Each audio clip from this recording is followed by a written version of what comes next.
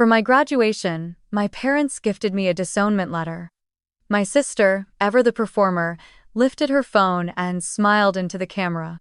"Let's record this moment," she said, her tone dripping with amusement. I unfolded the envelope slowly, the sound of paper slicing through the hum of conversation. Inside, a single sheet of crisp white paper bore the words, "We hereby disown Clara Johnson, effective immediately." I read it once, twice, and felt nothing. Maybe because I had already mourned this family long ago, in every dinner where silence was my only companion, in every glance that said I was the afterthought. I folded the paper neatly, slipped it into my bag, and looked up with a calm smile. "Thank you," I said softly. "This gift makes everything clear." Then I pushed back my chair, the scrape echoing through the restaurant, and stood. Behind me, I could hear a few forced laughs, the click of my sister's camera still recording. They thought I was walking away in shame. But the truth was far simpler. I was walking toward the life they could never reach, one that no signature could erase. Have you ever been made to feel like you weren't enough, even by the people who were supposed to love you the most? Tell me where you're watching from, and what time it is there. I'd love to know who's sharing this moment with me. I grew up in a family where reputation was currency and affection was conditional. My father, Robert Johnson, managed wealth portfolios for high-net-worth clients in Chicago's North Shore. My mother, Elaine, ran a charity foundation that hosted glittering fundraisers at hotels with marble floors and silent string quartets. My sister, Vivian, was their masterpiece, a corporate lawyer in New York, engaged to the son of an established family. And then there was me, Clara, the unfinished sketch. At every dinner party, my mother performed the same introduction like a script she'd perfected. "Vivian is a senior associate at a Manhattan law firm," she'd say proudly, resting a hand on my sister's shoulder before glancing toward me with polite indifference. "And Clara? Well, she's still studying for her MBA." Guests would nod, their smiles tight, as if they could sense that being me was a social inconvenience. I used to think if I worked harder, if I achieved more, they'd finally see me. But in our house, achievements without prestige didn't count. My part-time job at a coffee shop near campus, the one that paid my rent and kept me fed, was seen as a failure. My father once said, "No daughter of mine should smell like espresso." He meant it as a joke, but the way he wrinkled his nose told me it wasn't. Every Sunday dinner became an unspoken exam. They asked about my grades only to measure them against Vivian's promotions. My mother's voice always carried that subtle blade of comparison. "Still studying, Clara? Don't you think it's time you settled down, maybe found some stability? Vivian was already working full-time by your age." When I didn't answer, my father would sigh and refill his wine glass. "Degrees don't pay bills," he'd say, staring past me at the crystal chandelier. "Success is measured by numbers, not paper." The irony was painful. He measured love the same way he measured profits, by return on investment. And since I had none to offer, I was simply expendable. I learned to disappear quietly. I'd come home from campus only when necessary, sitting through dinners that felt more like board meetings. My sister talked about wedding venues in the Hamptons. My parents discussed donors and dividends. I, the invisible one, nodded at all the right moments. Sometimes, my mother would turn to me and ask with that soft, cutting tone, "Still at that little cafe? You must meet such interesting people there." The table would laugh. I would too, because not laughing made it worse. There was a time I tried to tell her about my research project, about the data-driven logistics model I was building. She blinked once and said, "That's nice, dear," before returning to Vivian's story about an upcoming case. That was when I realized affection in our house was a privilege granted to whoever reflected best on the family name. Outside that house, though, life felt different. The hum of the coffee grinder, the soft chatter of students, the smell of roasted beans, it was the only place that felt real. I learned more behind that counter than I ever did at those dinners. I learned how to read people, how to manage chaos, how to lead without a title. Sometimes, my classmates would come in, and I'd help them brainstorm business ideas between orders. They respected me in ways my own family never had. At night, when the shop closed, I'd walk the quiet streets back to my small apartment. The city lights shimmered on the river, and for a moment, I could breathe. It wasn't luxury, but it was mine.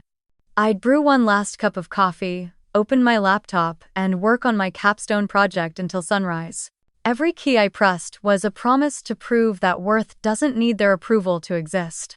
Still, every time my phone buzzed with a family message, I felt that familiar tension return. Photos of Vivian's new condo, her diamond ring, her smiling fiancé at charity events, always followed by my mother's caption, "Proud doesn't even begin to cover it." Never once did they post about my scholarship, my published paper, or the project that my professor said could change the way small businesses move goods. None of it mattered to them. To them, I was the quiet daughter who hadn't figured it out. I started to understand the unwritten rule of our family. Love was a transaction, and I had nothing to trade. By the time I reached my final semester, I stopped trying to earn their approval. I still showed up to dinners when invited, still smiled when introduced as the one still in school, but inside, something had shifted. The shame had turned into distance. And that distance, cold and lonely as it was also my first taste of freedom. During my second year, I received a research scholarship, one of only 5 awarded nationwide. My professor told me the committee was impressed not just with my work but with how I led my team. "You've got something rare, Clara," he said. "You make people believe in the impossible." That night, I texted my parents. "Award ceremony this Friday, 6 p.m. at the University Hall. It would mean a lot if you could come." I waited all week for a reply that never came until the morning of the ceremony. My mother sent a short message. "So proud of you, sweetheart, but we have a charity gala tonight. You understand." A few minutes later, my father added, "Big night for your mother's donors. Take photos." I stood on stage that evening under bright lights, my name echoing through the hall. Flashbulbs went off, applause filled the room, and for a moment, I let myself imagine their faces in the crowd. But when the clapping stopped, the emptiness returned like gravity. Afterward, I sent them a photo of me holding the award, the gold seal catching the light. My mother replied an hour later, "Beautiful." One word. No question, no call, no pride, just polite acknowledgement, like she was reacting to a piece of furniture. That was when I stopped sending photos. Every holiday carried its own quiet sting. Thanksgiving dinners where I'd drive home after my shift, exhausted but hopeful, only to find my achievements had become invisible again. My mother would pour champagne and raise a toast to Vivian's promotion or her fiancé's new job. "To our family's shining star," she'd say. I'd smile, swallow the bitterness, and remind myself that resentment never feeds you, it only eats you. But some nights, after everyone left, I'd sit alone in the guest room, staring at the trophies I'd once been so proud of. They didn't sparkle anymore. My father always had a way of turning praise into punishment. One night, I told him I'd been invited to present a paper at a logistics summit in Austin. His face barely moved. "That's great," he said flatly, then after a pause. "But success isn't about papers, Clara. Success is money. When you can afford to buy your own house, then I'll be impressed." I wanted to tell him that research was the first step toward innovation, that money was a result, not a goal, but I'd learned that logic doesn't work on people who only listen to applause. So I stopped going home unless I had to. The house that once smelled of cedar and cinnamon now felt like a museum built for everyone except me. My mother's foundation plaques lined the hallway, Vivian's framed degrees covered the staircase, and on the mantel sat a single family photo where I was half cropped out. Maybe it was just bad framing. Or maybe it was deliberate. Either way, I saw the truth: my absence made their picture perfect. In the months that followed, I buried myself in work. I took extra shifts at the cafe, sometimes closing at midnight before heading straight to the library. My project became my refuge, a logistics platform designed to help small businesses find efficient shipping routes. It wasn't glamorous, but it was real. The equations made sense when people didn't. The data listened when my family didn't. I'd spend nights tweaking algorithms, losing track of time until the first train passed outside my window. In those quiet hours, I didn't feel small or invisible. I felt alive. There were nights, though, when exhaustion cracked my resolve. I'd scroll through family photos online. Vivian in designer gowns, my parents at charity dinners, champagne flutes in hand, and wonder what it felt like to be worth celebrating. I told myself I didn't need them, that I was building something greater, but loneliness has a way of whispering at 3 a.m. It reminds you of every door that closed in your face, every word you wish had been different. Still, I never let it win. I'd take a deep breath, open another spreadsheet, and keep building. When people at school talked about family support, I learned to stay quiet. My version of support came in the form of reminders that I wasn't enough, but it also became fuel. I started channeling every slight, every dismissal into focus. If they saw me as a failure, I'd turn failure into foundation. I didn't realize it then, but that quiet defiance was the start of my transformation. The turning point came quietly, like most good things do. It was an ordinary Tuesday morning when Dr. Peterson called my name after class. He was a tall man in his 60s, the kind of professor who saw potential where others only saw attendance. "Clara," he said, adjusting his glasses, "you've got an unusual mind for this kind of work. You see both the numbers and the people behind them." I blinked, unsure how to respond. Compliments weren't something I was used to receiving, especially not from someone who meant them. He pointed to my presentation slides still projected on the screen, rows of data turned into clean, dynamic patterns. "You organized a team of 6 and predicted distribution efficiency down to 0.1%, he continued. "That's not just math, that's leadership. Have you considered presenting this at the Student Startup Symposium next month?" I almost laughed. Me? The girl who spent nights poring over logistics spreadsheets between cafe shifts? "I don't think I'm ready," I said, careful not to sound ungrateful. He smiled, the way mentors do when they already know your excuses. "Perfection is just fear dressed up nicely," he replied. "Apply, you might surprise yourself." That evening, I sat in my apartment staring at the application form. My cursor hovered over the blank space labeled team name.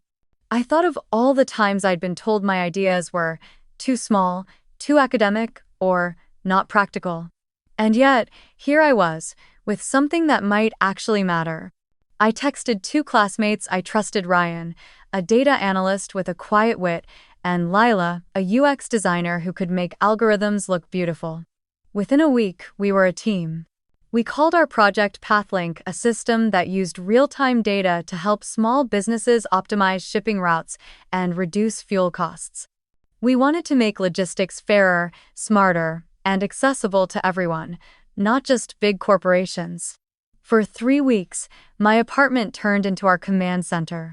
Empty coffee cups lined the table, sticky notes covered the walls like a kaleidoscope of determination.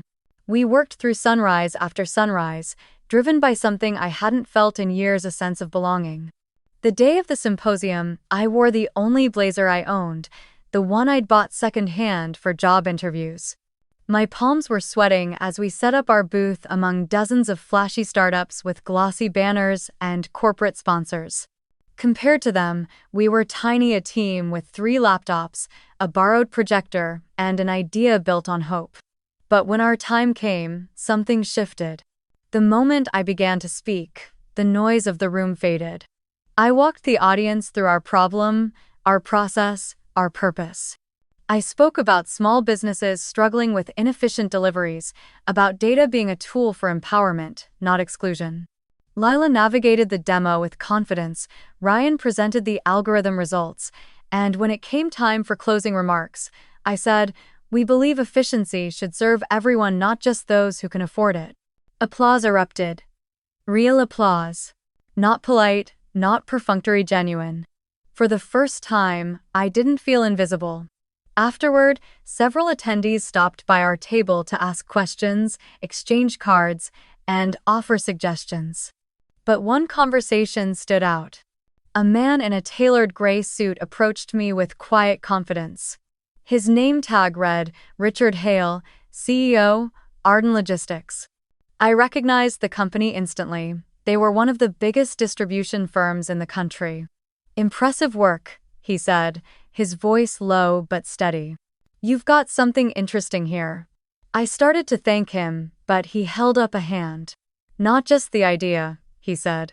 "You." I froze. "Me?" He nodded. "Most people talk about innovation like it's magic.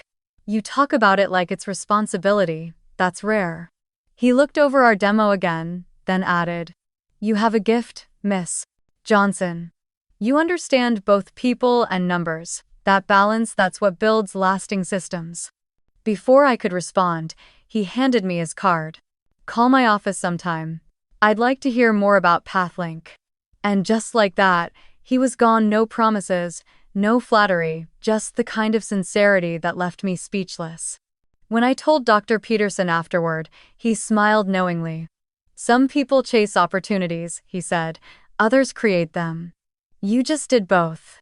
That night, I walked home in the cool spring air, clutching the business card like a secret. For once, I didn't need anyone's approval to feel proud. I didn't need my mother's polite applause or my father's acknowledgement. I had built something that spoke for itself. Back in my apartment, I placed the card beside my laptop and whispered to no one in particular, "Maybe this is where it starts." And though I didn't know it yet, that tiny spark, the courage to present, the belief that my work mattered, was the beginning of a fire that would one day change everything. The more Pathlink started to take shape, the more my family tried to dismantle it. It was almost poetic. The closer I got to becoming someone, the more determined they seemed to remind me of my place. A week after the symposium, I called my mother to share the news that Arden Logistics had shown interest in my project. I barely finished my sentence before she sighed. "Clara, darling, playing with computers all day isn't a career. You should be networking, attending real events, meeting real people. You spend too much time chasing ideas that won't pay the bills." Her voice was calm, clipped, and utterly dismissive, the same tone she used when talking to waiters or housekeepers.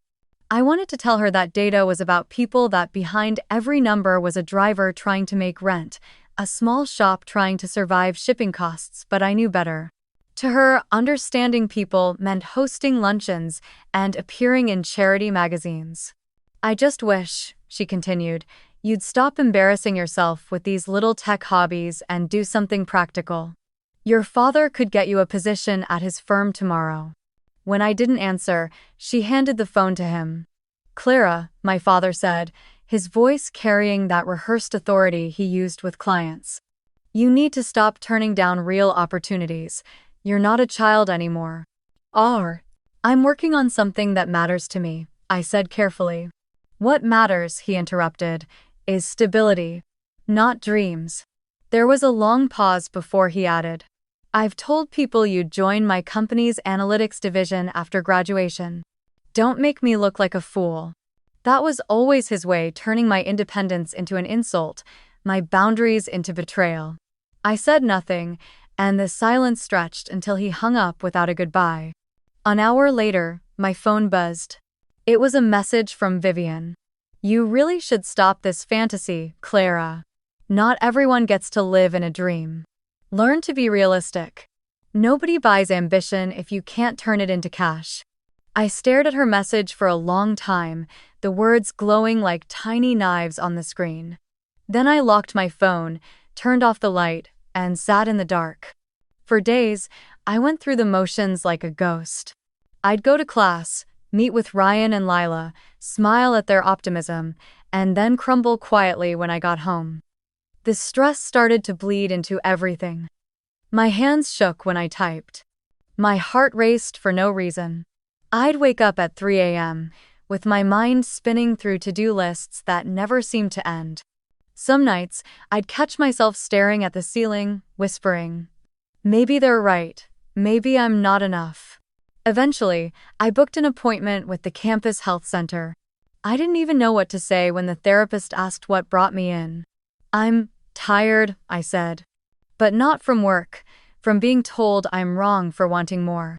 She listened quietly, then asked me to describe my week. I told her about the deadlines, the calls from my mother, the constant expectation to apologize for being different. When I finished, she said something that still echoes in my mind. Clara, it sounds like you've spent your whole life living in other people's definitions of worth. You need boundaries, not walls, but lines that tell you where you end and they begin. Her words hit harder than any lecture I'd ever heard. Boundaries. I didn't even know what that meant anymore. My entire life had been shaped by their approval, their disapproval, their conditions for love. Without realizing it, I had built myself as a reaction to them every decision, every silence, every achievement. For the first time, I wondered what it would feel like to make a choice that was entirely mine. That night, I took out a notebook and made 2 columns. What they want and what I want. The first list filled quickly status, control, appearances, predictability. The second started slow, hesitant, but then poured out freedom, creation, peace, purpose. By the end, the second list was longer. That realization didn't fix everything, but it felt like breathing for the first time after being underwater. Still, the following weeks tested that newfound clarity. My father left voicemails about saving face, my mother emailed links to job openings, and Vivian continued her passive-aggressive texts about how hard work only counts when people notice. But I stopped replying. I poured myself into Pathlink instead. I spent late nights refining the software, reviewing user feedback, and helping local vendors test the system. Slowly, the chaos in my mind started to quiet down. Yet the anxiety never disappeared completely. Some mornings, I'd wake with a tightness in my chest, wondering if I was delusional to think I could make something of my own. But then I'd remember Dr. Peterson's words, the look in his eyes when he said, "You see both the people and the numbers." That was my anchor. I began meditating before work, journaling after meetings, and reminding myself that boundaries didn't make me selfish, they made me sane. And though my family's voices still echoed in the background, they were getting quieter, fading under the rhythm of my own. I didn't know it yet, but I was standing at the edge of something extraordinary. The chaos, the exhaustion, the loneliness, they weren't signs of failure. They were contractions before birth. And what was about to be born would not only change my life, it would make my family realize that the daughter they dismissed had already built a world beyond their control. It happened on an ordinary morning, the kind that feels too quiet before something shifts. My inbox was cluttered with unread newsletters and half-finished drafts when I saw the subject line that froze me mid-sip of coffee. From Arden Logistics Corporate Partnerships. Subject: Proposal Discussion, Pathlink. For a second, I thought it was a prank. I reread the sender's address 3 times before opening the message. It was short, almost disarmingly so. Dear Miss Johnson, we've been following your project since the Student Startup Symposium. We're interested in discussing potential collaboration opportunities regarding Pathlink. Are you available for a meeting this Thursday at 10 a.m.? Best, Richard Hale, CEO Arden Logistics. My heart slammed against my ribs. I checked the calendar to make sure it wasn't April Fool's Day. Then, slowly, I smiled, not the forced, careful smile I gave at family dinners, but something deeper, quieter. The meeting was held at Arden's downtown Chicago headquarters, a sleek building of glass and steel that looked like it had been carved out of ambition itself. The lobby smelled faintly of cedar and polished stone. I arrived 10 minutes early, clutching my presentation folder like a shield. A receptionist guided me to the executive floor where everything gleamed: glass doors, minimalist art, the hush of expensive carpet. Richard Hale greeted me with the same calm authority he'd shown at the symposium. He didn't waste time on pleasantries. Your presentation impressed a lot of people, he said. But I want to hear more about what you want from this. Um. I hesitated, expecting a trap disguised as a compliment. What I want? He nodded. Yes. Suppose we gave you full control. No board, no shareholders, no politics. What would you build? For a moment, all the noise in my head, my parents' disapproval, Vivian's texts, the late-night doubts fell away. I took a breath. I'd build a fair system, I said finally. A logistics network where the smallest businesses don't get crushed by the big ones, where data helps people, not just profits. Everyone deserves to be seen. He leaned back, his expression unreadable. Then a faint smile tugged at his mouth. That, he said, is exactly the kind of vision this industry needs. The rest of the meeting was a blur of charts, technical demos, and cautious optimism. He asked sharp questions. I answered without flinching. By the time I left, my nerves had melted into adrenaline. I didn't dare believe anything would come of it, but as I stepped out into the crisp wind, I felt something shift inside me, the quiet certainty that my life had just turned a corner. 2 weeks later, a follow-up email arrived. Arden wanted to license Pathlink for trial implementation. 3 months after that, the deal closed. Purchase amount: $6.2 million. I read the figure over and over again, my breath catching each time. It felt surreal, like numbers on someone else's screen. The agreement also included a full-time position, Director of Data Operations, Arden Logistics, starting the following quarter. My name, in black and white, attached to a title I had only ever dreamed about. I called Ryan and Lila first. We screamed into our phones like kids on a roller coaster, half laughing, half crying. They were beyond thrilled, already talking about what came next. But when they asked if I'd told my family, I hesitated. Not yet, I said. They wouldn't believe it. Or worse, they'd say it's luck. That night, as I stared out my apartment window overlooking the Chicago River, I thought about how they'd react: my mother's patronizing smile, my father's skepticism, Vivian's smirk. I could already hear the words. $6 million for an app? People throw money at anything these days. So I kept it to myself. I signed the papers quietly, met with Arden's legal team, and watched my life change in silence. When the funds transferred, I didn't buy a car or a designer bag like Vivian would have. I paid off my student loans. I moved into a modest Lakeview condo with floor-to-ceiling windows that caught the morning light. The first night there, I sat cross-legged on the hardwood floor, drinking cheap champagne from a mug, laughing softly at how peace can taste better than luxury. The next morning, I framed the official offer letter and placed it on my desk.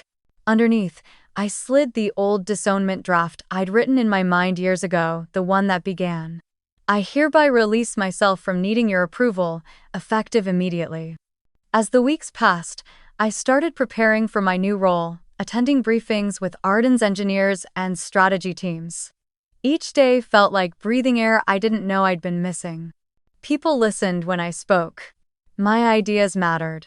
And for the first time, the girl who used to hide behind data was leading people who believed in her vision. Sometimes, I'd still get texts from home, forwarded photos from charity events, announcements of Vivian's wedding date, reminders about the family image. I'd read them, smile politely, and then set my phone face down. They had no idea who I'd become, and I wasn't going to explain it. Because success, I learned, doesn't always need witnesses. Sometimes it's enough just to know that you've crossed the invisible line between who they said you were and who you've chosen to be. I didn't know it yet, but the next time my family and I sat across a dinner table, it would be at a restaurant with white tablecloths and glittering chandeliers, the same kind of place where my mother once lectured me about respectability. And this time, she'd be the one holding an envelope. Only, the lesson she thought she was teaching would belong to me all along. The message came on a Friday evening, 2 days before my graduation. My phone buzzed with a familiar chime, my mother's number. "Tonight, the family is hosting a pre-graduation dinner for you. Dress appropriately." No heart emoji, no exclamation mark, just that clipped tone that always sounded like an order disguised as affection. I stared at the screen for a long moment, debating whether to go. Part of me wanted to ignore it, but another part, the part that still clung to hope that maybe, just once, they'd see me, whispered, "Show up. End it on your terms." The restaurant was called Maison Lumière, one of those French places my mother adored because the menu didn't list prices. Gold light spilled from crystal chandeliers, the air thick with the scent of butter and quiet judgment. When I stepped inside, 15 familiar faces turned toward me, relatives, family, friends, people who'd known me since I was Vivian's shy little sister. They all smiled the way people smile when they've been told to. Every phone on the table was angled subtly toward me, cameras ready. "Clara, darling." My mother rose with that theatrical warmth she saved for public occasions. Her silk shawl shimmered as she gestured to the seat beside her. "You look lovely. Everyone, let's toast our scholar." The waiter poured champagne. Glasses clinked. My father gave a rehearsed smile, saying, "We're proud of you, kiddo," without looking me in the eye. Vivian adjusted her diamond bracelet and added, "Finally finishing, huh? Took long enough." Laughter fluttered around the table like champagne bubbles, fragile, artificial, gone too soon. Dinner began. The conversations were a blur of polite small talk, Vivian's wedding plans, and my mother's charity events. No one asked about my project or my plans. I answered questions when necessary, smiled when expected, and kept my hands steady on the linen napkin in my lap. But something in the air felt rehearsed, staged. Like I had walked into a play whose ending everyone knew but me. Halfway through dessert, my mother tapped her spoon gently against her glass. The room quieted. "Before we eat," she said, eyes gleaming under the soft lights, "we have a special gift for Clara, a symbolic one." But, from her designer handbag, she pulled out a white envelope. Thick paper, my father's neat signature across the seal. She handed it to me with both hands and a dazzling smile. "From all of us." Laughter rippled faintly through the table. My sister lifted her phone again, recording. "We want to capture this moment," she said. My pulse slowed. The chatter faded. The envelope felt heavier than it should. I opened it carefully, unfolding a crisp sheet of paper. The words were printed in bold black ink. "We hereby disown Clara Johnson, effective immediately. We relinquish all financial and familial ties. This is a necessary lesson for someone who confuses education with wisdom and refuses to listen to family guidance. Signed, Robert Johnson, Elaine Johnson, Vivian Johnson." The words blurred for a moment before sharpening into something almost comical. They had actually written it out, signed it, and printed it, a family declaration dressed up like a legal document. I looked up. Every face was turned toward me, waiting. Some amused, some curious, some smug. It was a performance, and I was the final act. My mother leaned forward, still smiling. "We just thought this might help you face reality." Vivian giggled behind her phone. "Come on, Clara, don't look so serious. It's just a message, a wake-up call." Doll. I could hear my heartbeat in my ears, steady and calm. For a moment, I almost pitied them, the desperation behind the cruelty, the way their validation depended on watching someone else shrink. Then I folded the letter neatly, slipped it back into the envelope, and smiled. "Thank you," I said, my voice even, almost gentle.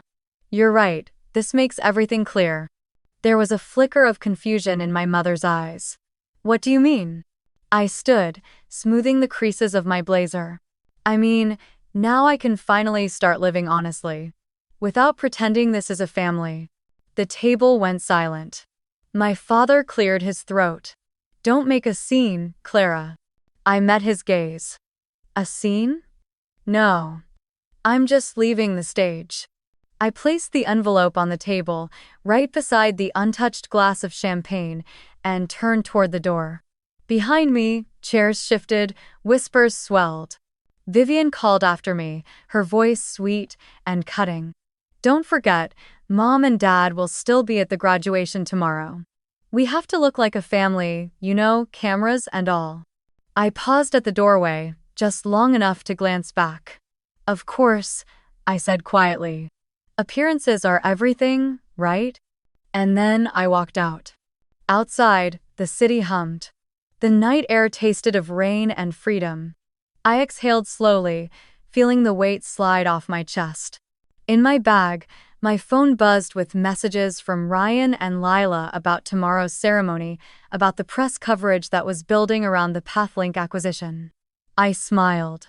They had no idea what had just happened, and my family had no idea what was coming. As I waited for the cab, I caught my reflection in the restaurant's glass, calm, composed, unrecognizable even to myself. For years, I had been the invisible daughter, the quiet one, the disappointment. Now, I looked like someone who finally understood her worth. Behind those glittering windows, they were probably laughing again, raising their glasses to my supposed humiliation. But I didn't feel humiliated.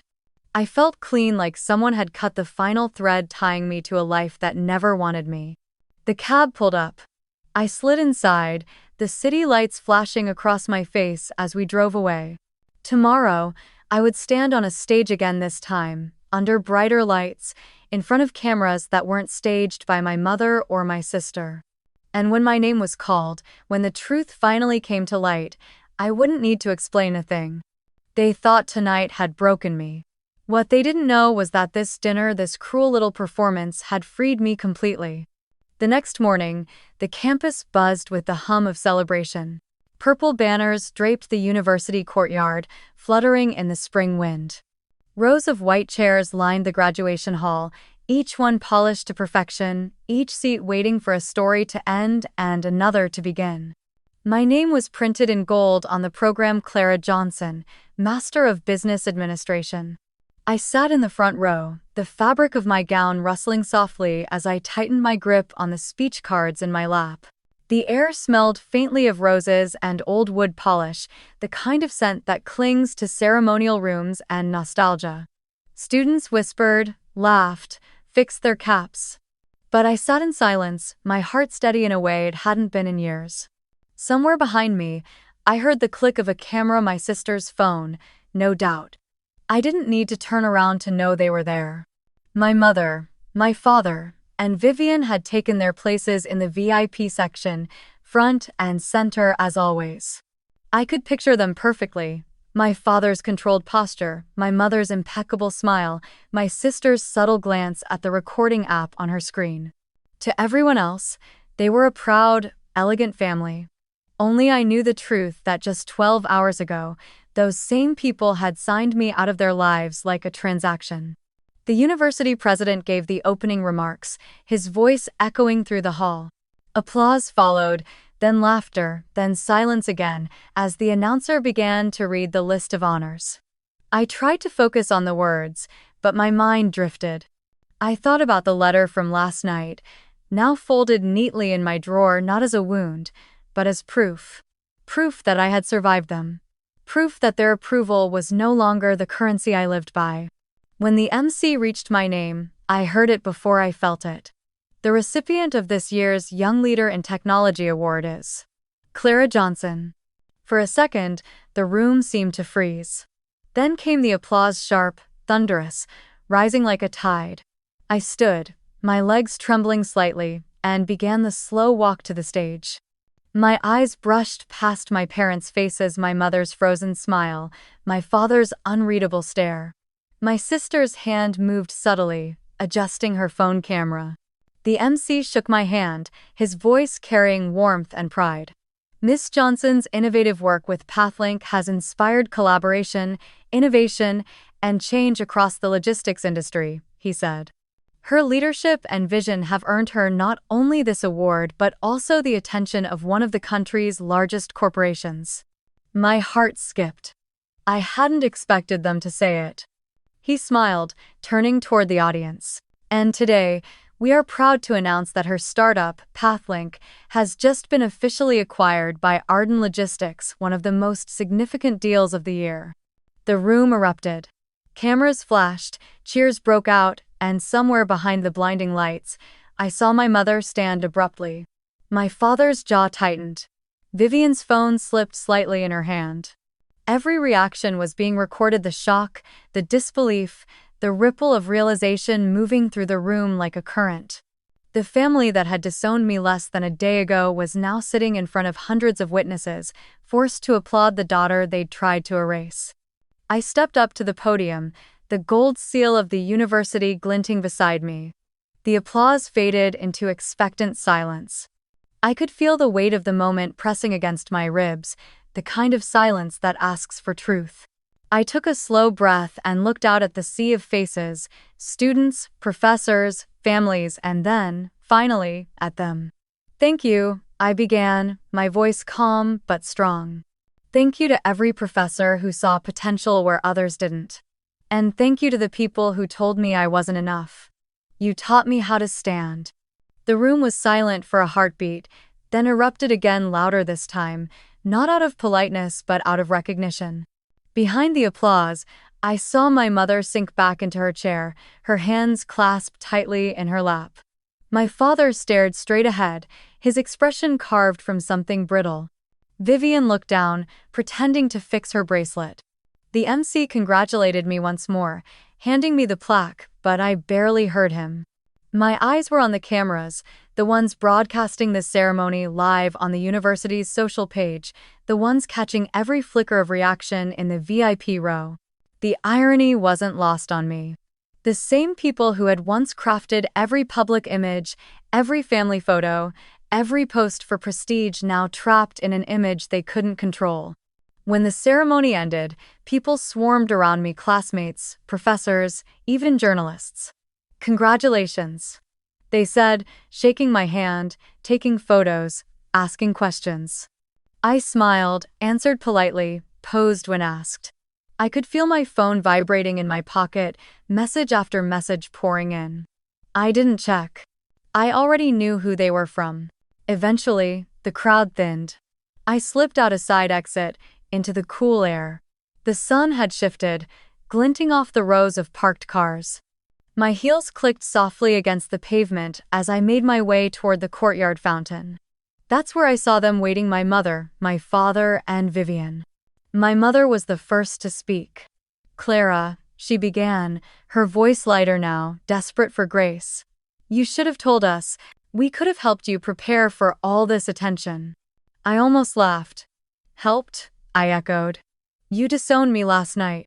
Her face faltered. "Oh, darling. That was just a misunderstanding, a symbolic gesture. You know how we are with lessons." My father stepped forward, his tone measured. "You made quite the impression today. Art and logistics, that's impressive.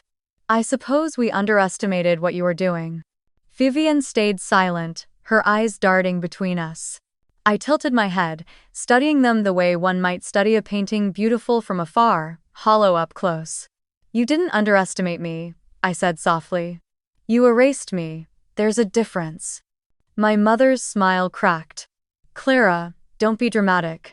We're family. Let's not air private things in public." "Then maybe," I said, "you shouldn't have made it public first." For a long moment, no one spoke.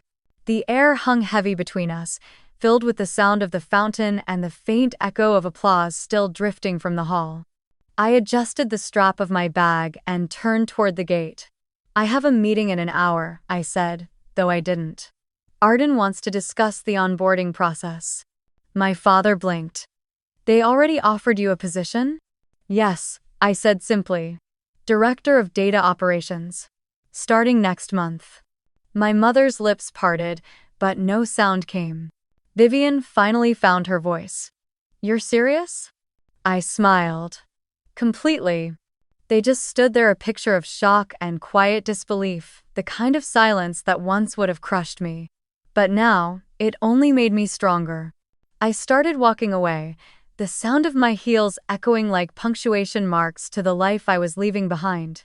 As I reached the street, I turned back one last time. They were still standing there, small against the backdrop of the grand building, framed perfectly in the sunlight, the same people who thought they could define me. Now they were just part of the scenery. And for the first time in my life, I didn't feel like the background. I was the story. By Monday morning, the story had already escaped the walls of the university. Someone in the audience, maybe a student, maybe a journalist, had recorded my mother's reaction during the ceremony. The clip went viral overnight. The camera zoomed in on her frozen smile just as the MC announced that Arden Logistics had acquired Pathlink.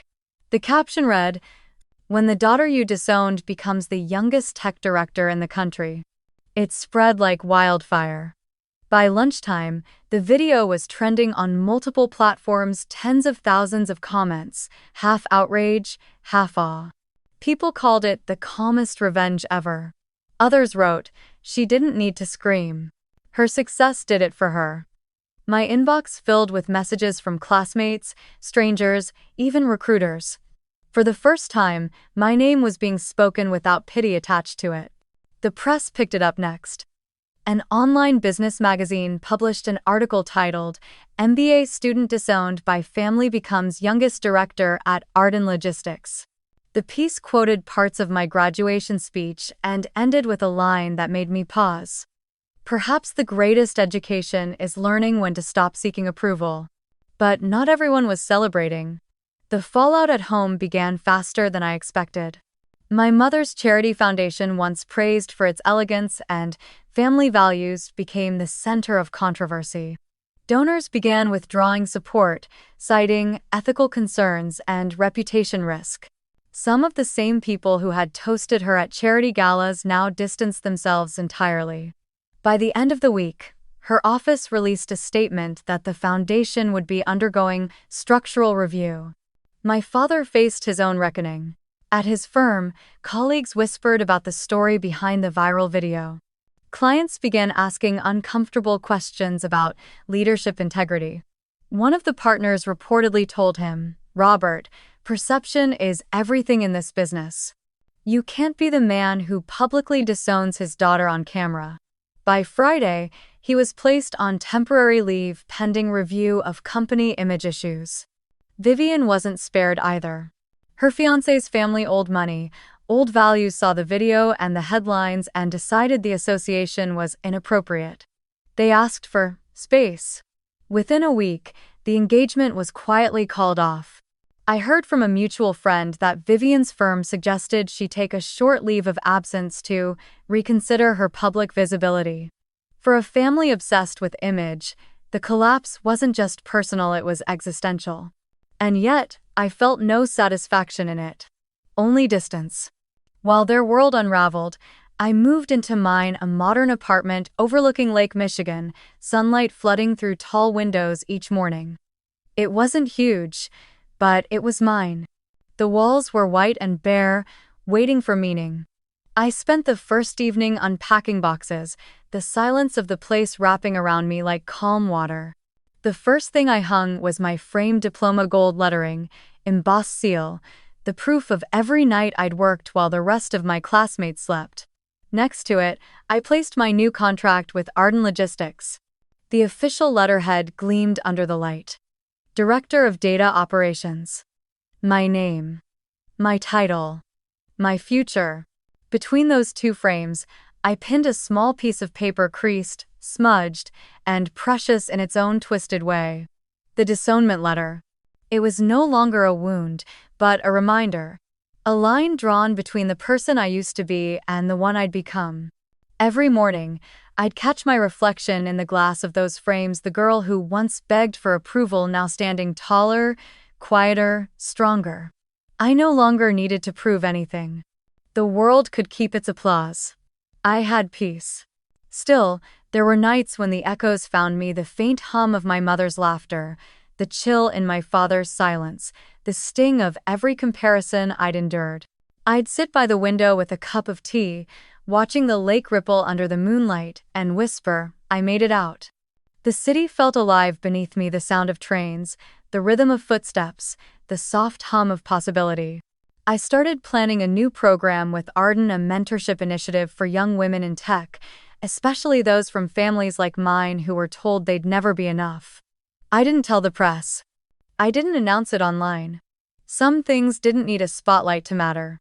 Occasionally, I'd receive letters addressed to my new office, some from strangers thanking me for being the voice of calm revenge, others from students asking how to start over after being dismissed by their own families. I replied to every one of them. Sometimes with advice, sometimes with silence. Because not every story needs a loud ending, some just need to know someone understands. One evening, as the sun dipped behind the lake, painting the water in gold, my phone buzzed. A message from an unknown number. "We saw the article. You made your point. Can we talk?" I stared at it for a long while before turning the phone over, screen down. I wasn't angry, I just didn't need to answer anymore. I looked around my apartment, the bookshelves, the clean desk, the soft hum of the fridge, and smiled. I had built a life where their voices couldn't reach me. And between the two frames on the wall, that small wrinkled letter stayed exactly where it belonged, not as a scar, but as proof that sometimes, the things meant to break you are the very things that set you free. A week after the article hit its final peak of virality, I came home from work to find a bouquet waiting at my door. White lilies and soft pink roses, the kind my mother used to order for charity events. The card was tucked neatly between the stems, written in the familiar looping cursive that once signed my report cards and permission slips. "No matter what happens, you'll always be our daughter. Love, Mom and Dad." I stood there for a long moment, the scent of the flowers sweet but oddly hollow. A year ago, that note might have undone me. I might have called, cried, begged for understanding. But now, I just felt still. I brought the bouquet inside, filled a vase, and placed it on the kitchen counter, not out of sentiment, but habit. Then I took out my phone, opened a new message, and typed slowly. "You both already signed something else that says otherwise. I'm just respecting your decision." I stared at the words for a moment before pressing send. No anger, no sarcasm, just truth. A clean, quiet boundary. Their reply never came. And that was fine. The next morning, the city was bathed in soft gold as I walked to work. Chicago had begun to thaw from winter's grip, and the lake shimmered like liquid glass under the sunday. My badge clicked against my blazer as I stepped into Arden's lobby, greeted by the familiar hum of elevators and the low murmur of people who had started to know me not as the girl with a scandal, but as Director Johnson. It still felt surreal sometimes hearing that title. Every meeting, every presentation, every time a colleague knocked on my office door and said, "Director Johnson, we need your approval," something inside me settled a little more. Not out of pride, but peace. I wasn't running anymore. I wasn't fighting to prove my worth to anyone. I was simply living it. Work filled my days, but not in the exhausting way it used to. I spent my mornings reviewing data reports, afternoons mentoring interns, and evenings walking home past the Riverwalk cafes, the lights dancing on the water. On some nights, I'd cook dinner while listening to old jazz, the kind my father used to play on Sundays, though I didn't do it for nostalgia, just because I finally liked the sound. People at work often asked me how I stayed so calm under pressure. Once, during a late meeting, a junior analyst named Maya said, "You're always so centered, Clara. How do you do it?" I smiled, stirring my tea. "I learned that silence can be power," I said. "And boundaries are peace." She tilted her head. "Boundaries?" I nodded. "It's like this. Family, work, love, they all test where your edges are. But boundaries aren't walls. They're doors. You get to choose who walks through." She thought about it for a moment, then said quietly, "That's actually beautiful." I just smiled. It wasn't that I had forgiven everything. Some wounds don't need forgiveness to heal, they just need air and time. I didn't hate my family anymore, and I didn't love them the way I used to either. What I felt was something softer: acceptance. Acceptance that they might never understand me, and that was okay. Sometimes I wondered if they still talked about me at dinner parties, if my mother rehearsed a new version of the story, one where she'd always believed in me. One where the disownment letter was just a motivational joke. Maybe she did. But that was no longer my concern. The only truth that mattered was the one I lived every day. One Friday evening, I stayed late at the office to finish a report. When I finally stood to leave, the office was quiet, city lights flickering through the glass walls. As I walked down the corridor, I caught my reflection in the window, professional, composed, but not cold. There was warmth now, in the way I carried myself. I paused, thinking about the girl who used to sit in the back of her family's car, staring out the window, trying not to cry when her mother compared her to Vivian. If I could reach back through time, I'd tell her, "You don't need to earn love from people who only know how to give conditions." The elevator chimed softly. I stepped in, pressed the button for the lobby, and exhaled. Each floor we passed felt like another layer I'd shed, the guilt, the fear, the craving for their approval. When I reached the ground floor, the night air wrapped around me like a calm embrace. I walked along the street, the lake shimmering in the distance. For a moment, I stopped and whispered to myself, "You're home now." Because home wasn't an address or a last name. It wasn't Sunday dinners or family portraits. Home was peace. And as I stood there, watching the city lights blur into the horizon, I finally understood what I'd been chasing all along. It wasn't revenge, it wasn't validation, it was belonging to myself. Later that week, during a company retreat, one of the senior partners asked me to give a short talk to the team about leadership. I walked up to the podium, the same calmness I had felt at graduation settling over me. "People often ask me where I learned leadership," I said. "The truth is, I learned it from loss. Because sometimes, when the people who are supposed to guide you choose not to see you, you have to learn to see yourself. Family isn't always the place you're born. Sometimes, it's the place where you're finally seen." The room was silent for a beat before the applause came, not loud or dramatic, but steady, genuine. As I looked out at their faces, kind, respectful, present, I realized that maybe this was what real family looked like. Not people who shared your blood, but people who shared your belief that you mattered. And for the first time, I didn't feel like I was still healing. I felt whole. A year later, I walked through the same university gates I once left behind with a folded disownment letter in my pocket. The air smelled of spring again, crisp, full of beginnings, but everything felt different now. The banners still hung in purple and gold, fluttering above the courtyard, but this time, my name wasn't printed as a student.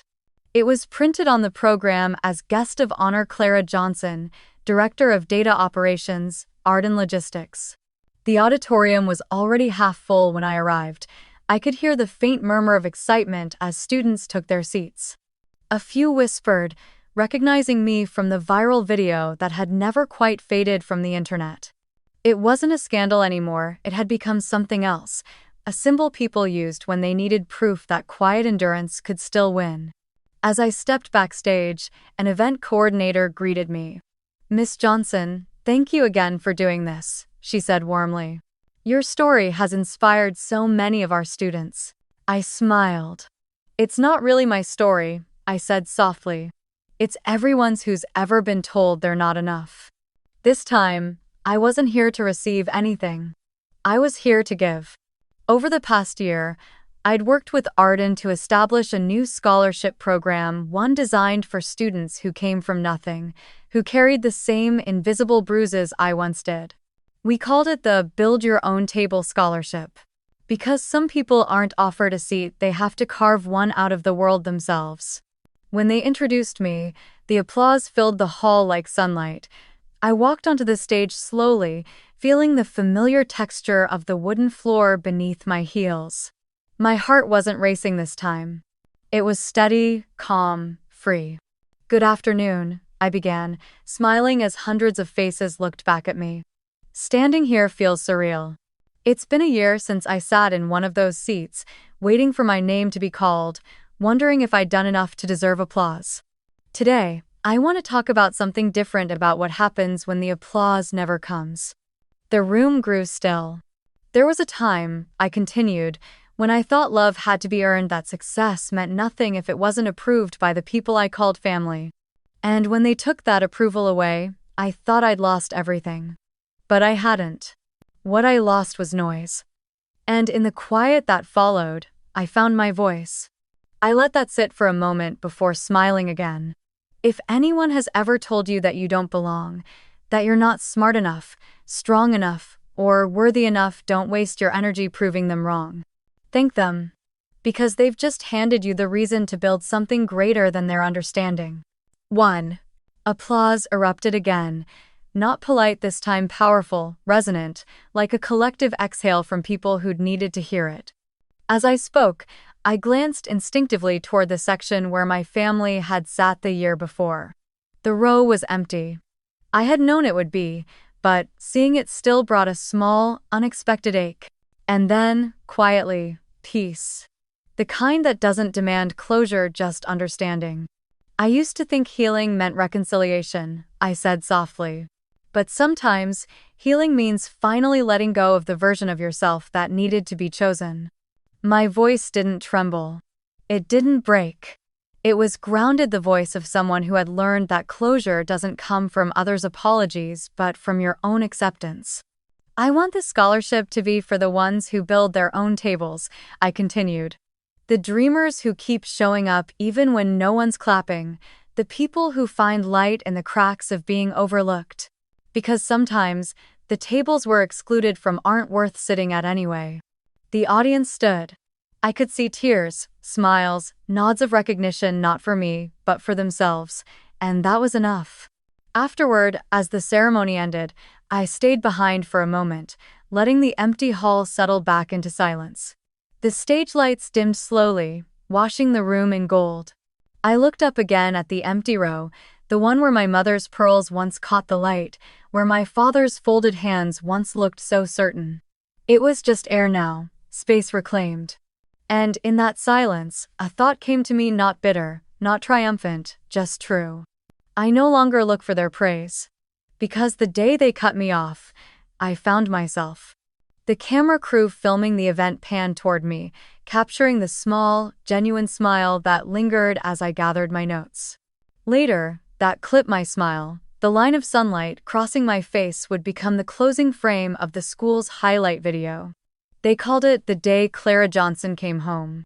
But I knew better. I hadn't come home. I had built one. Outside, the air was soft, carrying the faint scent of lilacs from the gardens. I walked toward the courtyard where the lake shimmered in the distance. Students waved as they passed. Some stopped to thank me. One girl with trembling hands said, "You made me believe I can do it too." I touched her shoulder and said, "You already can, you just needed to hear it out loud." As I stood there, the sun breaking through clouds, I felt something settle in my chest, a quiet ending, or maybe a beginning. I turned once more toward the camera filming the post-event feature, smiled, and said the only words that felt right. If you've ever been underestimated, tell me where you're watching from. Because sometimes, losing their approval is the most beautiful gift you'll ever receive. And with that, the scene faded, my silhouette against the lake, the purple banners fluttering behind me, the story of a woman once disowned, now wholly her own.